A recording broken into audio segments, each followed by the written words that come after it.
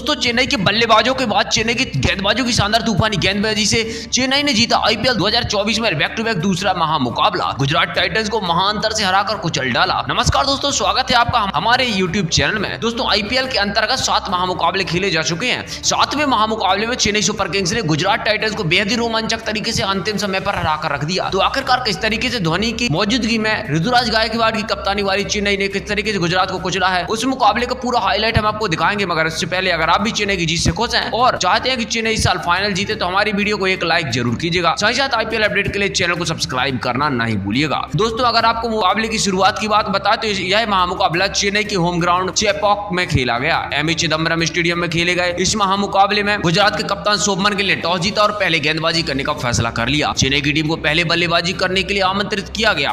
उसके बाद रनों की बारिश करने के इरादे से चेन्नई के 2 दिग्गज ओपनर बल्लेबाज मैदान पर उतरे। चेन्नई के कप्तान ऋतुराज गायकवाड़ और रचिन रवींद्र, इन दोनों के कंधों पर इस महामुकाबले में अपनी टीम को एक विस्फोटक ओपनिंग शुरुआत दिलाने की बहुत ही बड़ी जिम्मेदारी आन पड़ी थी। और चेन्नई के इस गजब फॉर्म में चल रही जोड़ी ने इस महामुकाबले में मैदान पर उतरने के साथ ही गुजरात की गेंदबाजी पर धमाकेदार बल्लेबाजी करना शुरू कर दिया था, जिसने कि गुजरात को पारी की शुरुआत से ही दबाव बनाए रखा। और खास करके रचिन रवींद्र ने इस महामुकाबले में गुजरात की गेंदबाजी के लिए सबसे बड़ा खतरा साबित होकर दिखाया। रचिन रवींद्र ने इस महामुकाबले में लगभग 230 के स्ट्राइक रेट से बल्लेबाजी की, जिसमें कप्तान शुभमन गिल की परेशानियां उनके माथे पर अलग ही दिखाई दे रही थी। इस बीच ऋतुराज गायकवाड़ और रचिन रवींद्र के दरमियान शानदार 68 की साझेदारी भी पूरी हो गई। कप्तान ऋतुराज गायकवाड़ और रचिन रवींद्र की जोड़ी ने अब चेन्नई की टीम को 62 रनों के स्कोर तक पहुंचा दिया था। तो वहीं पर रचिन रवींद्र अपने 68 से केवल 4 रन दूर थे। लेकिन तभी गेंदबाजी के लिए आए राशिद खान ने सेट हो चुके रचिन रवींद्र को रिद्धिमान शाह के हाथों स्टंप आउट करा दिया। रचिन रवींद्र ने आज मैच 20 गेंदों का सामना करके 46 रन ठोक दिए और आउट होकर चले गए। इस धमाकेदार पारी के खत्म होने जाने के बाद चेन्नई की टीम की तरफ से अजिंक्य रहाणे बल्लेबाजी करने के लिए मैदान पर उतरे। लेकिन अब दूसरे छोर पर सेट हो चुके कप्तान ऋतुराज गायकवाड़ ने अपने हाथ खोलना शुरू कर दिए थे और चेन्नई की इस रणगति को कम होने नहीं दिया।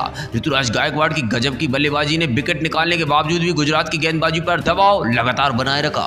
ऋतुराज गायकवाड़ और अजिंक्य रहाणे के बीच एक बार फिर से साझेदारी बनते जा रही थी। चेन्नई की टीम अब लगभग 100 रन के आंकड़ा पार कर चुकी थी। लेकिन तभी गेंदबाजी के लिए आए आर साई किशोर ने बल्लेबाजी कर रहे अजिंक्य रहाणे को भी रिद्धिमान शाह के हाथों स्टंपिंग आउट करा दिया। रहाणे 12 गेंदों में 12 रन बनाकर आउट हो गए। अब गुजरात की स्पिन गेंदबाजी ने कहीं ना कहीं अपनी टीम को इस महामुकाबले में वापसी की उम्मीद को जगा दिया था। लेकिन अब विकेट गिरने के बाद शिवम दुबे बल्लेबाजी करने के लिए मैदान पर आ गए। शिवम दुबे ने आते ही विकेट निकालने वाले साई किशोर पर लगातार छक्के लगा दिए। ऋतुराज गायकवाड़ के साथ शिवम दुबे की यह साझेदारी अब मजबूत होती जा रही थी। कप्तान ऋतुराज गायकवाड़ ने भी अपने 50 रनों से कुछ ही दूरी पर थे। लेकिन तभी चेन्नई के कप्तान ऋतुराज गायकवाड़ को स्पेंसर जॉनसन ने रिद्धिमान शाह के हाथों कैच आउट करा दिया। चेन्नई की कप्तान ऋतुराज गायकवाड़ 36 गेंदों में 46 रन बनाकर आउट हो गए। अब चेन्नई को तीसरा बड़ा झटका लग चुका था। लेकिन इसके बावजूद भी चेन्नई रन बनाने की गति में कोई कमी नहीं कर रही थी। अब विकेट गिरने के बाद डेरिल मिचेल नाम का बल्लेबाज मैदान पर उतर चुका था। लेकिन फिर बेहतरीन फॉर्म में चल रहे शिवम दुबे ने एक छोर से गुजरात की गेंदबाजी पर बड़े बड़े शॉट लगाना चालू कर दिया। शिवम दुबे राशिद खान जैसे ओपनर गेंदबाजों जैसे दिग्गज गेंदबाजों पर आसानी से चौके लगा रहे थे। शिवम दुबे की धमाकेदार बल्लेबाजी ने गुजरात के कप्तान शुभमन गिल को और पूरी गुजरात की गेंदबाजी को बैकफुट पर ढकेल दिया था। दोनों की यह साझेदारी अब चेन्नई टीम को एक बड़े लक्ष्य की तरफ ले जा रही थी। और फिर इसी बीच शिवम दुबे और डेरिल मिचेल के बीच में एक शानदार 68 की साझेदारी भी पूरी हो गई थी। तो वहीं पर 68 की साझेदारी पूरे करने के तुरंत बाद ही शिवम दुबे ने खुद का विस्फोटक 68 भी पूरा कर लिया था। शिवम दुबे इस धमाकेदार बल्लेबाजी करने के कारण खुद महेंद्र सिंह धोनी भी खुश नजर आए। लेकिन तभी पारी के 19वां ओवर डालने आए राशिद खान ने शिवम दुबे को विजय शंकर के हाथों कैच आउट कराकर चेन्नई को एक तगड़ा झटका दे दिया। शिवम दुबे ने महज 23 गेंदों का सामना करके 51 रन की तूफानी पारी खेली। शानदार पारी खेलने के बाद वह आउट हो गए। लेकिन अब शिवम दुबे के आउट हो जाने के बाद सभी को लगा महेंद्र सिंह धोनी बल्लेबाजी के लिए उतरेंगे। लेकिन महेंद्र सिंह धोनी ने खुद की जगह नौजवान समीर रिजवी को बल्लेबाजी करने के लिए भेज दिया।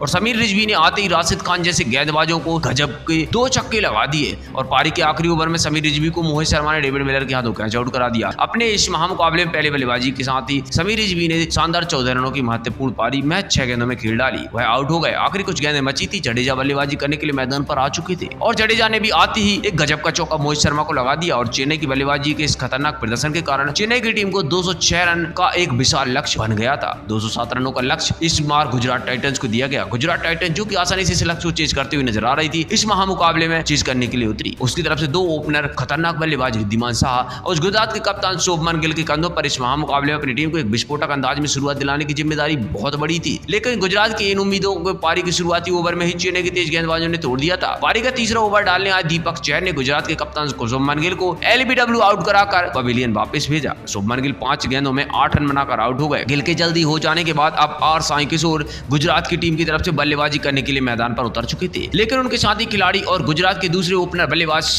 रिद्धिमान साहा को भी अपनी अगली ओवर में दीपक चहर ने तुषार देशपांडे के हाथों कैच आउट करा दिया। रिद्धिमान साहा 17 गेंदों में 21 रन बनाकर आउट हो गए। दीपक चहर की इस गजब गेंदबाजी ने गुजरात के दोनों ओपनर को निपटा दिया था और सस्ते में आउट करके भेज दिया था। अब बल्लेबाजी करने के लिए लॉर्ड शंकर यानी विजय शंकर मैदान पर उतरे। विजय शंकर के आते ही शानदार बाउंड्री लगाकर अपनी पारी की शुरुआत की गई और फिर गेंदबाजी के लिए आए ड्रिल मिशेल ने विजय शंकर को महेंद्र सिंह धोनी के हाथों कैच आउट कराकर गुजरात टाइटंस को तीसरा तगड़ा झटका दे दिया। वहीं पर विजय शंकर 12 गेंदों में 12 रन बनाकर आउट हो गए। चेन्नई की गेंदबाजी गुजरात के किसी बल्लेबाज को हाथ खोलने का मौका नहीं दे रही थी। स्टंप के पीछे मास्टरमाइंड महेंद्र सिंह धोनी ने गुजरात की रणगति को पूरी तरीके से रोक दिया था। अब डेविड मिलर बल्लेबाजी करने के लिए मैदान पर उतरे और एक छोर पर साई सुदर्शन पूरी तरीके से छेट हो चुके थे। लेकिन गुजरात के लिए रन बनाने बहुत ही मुश्किल लग रहे थे। बल्लेबाजी करने आए डेविड मिलर ने कुछ बड़े शॉट खेले, लेकिन फिर डेविड मिलर को तुषार देशपांडे ने अजिंक्य रहाणे के हाथों कैच आउट करा दिया। डेविड मिलर 16 गेंदों में 21 रन बनाकर पवेलियन चले गए। रिक्वायर्ड रन रेट लगातार ऊपर बढ़ रहा था। दबाव पूरी तरीके से गुजरात की बल्लेबाजी पर नजर आ रहा था और इसके बाद अजमतुल्लाह उमरजाई बल्लेबाजी करने के लिए मैदान पर आए और साई सुदर्शन पर रन बनाने का दबाव इतना बढ़ गया था कि उन्हें हर गेंद पर बड़े शॉट खेलना लाजमी हो चुका था। और इसी कोशिश में फिर पारी के 15वें ओवर की गेंदबाजी पर आए मतीसा पतिराना ने साई सुदर्शन को समीर रिजवी के हाथों कैच आउट करा दिया। साई सुदर्शन ने 31 गेंदों में 37 रन बनाए और वह आउट होकर पवेलियन चले गए। इसके बाद राहुल तेवतिया फिनिशर के तौर पर मैदान पर उतरे और दूसरे छोर पर बल्लेबाजी कर रहे अजमतुल्लाह उमरजाई को तुषार देशपांडे ने रचिन रविंद्र के हाथों कैच आउट करा दिया।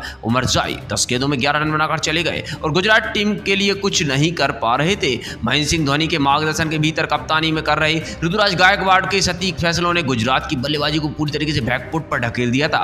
अब राशिद खान बल्लेबाजी करने के लिए मैदान पर उतरे और आखिरी 4 ओवरों में गुजरात को 86 रन की आवश्यकता थी। यहां से चमत्कार ही गुजरात को इस महामुकाबले में जिता सकता था, लेकिन महेंद्र सिंह धोनी और ऋतुराज गायकवाड़ जैसे चालक कप्तानों के सामने गुजरात का जीतना नामुमकिन लग रहा था। इसी बीच राशिद खान को मुस्तफिजुर रहमान ने रचिन रविंद्र के हाथों कैच आउट करा दिया।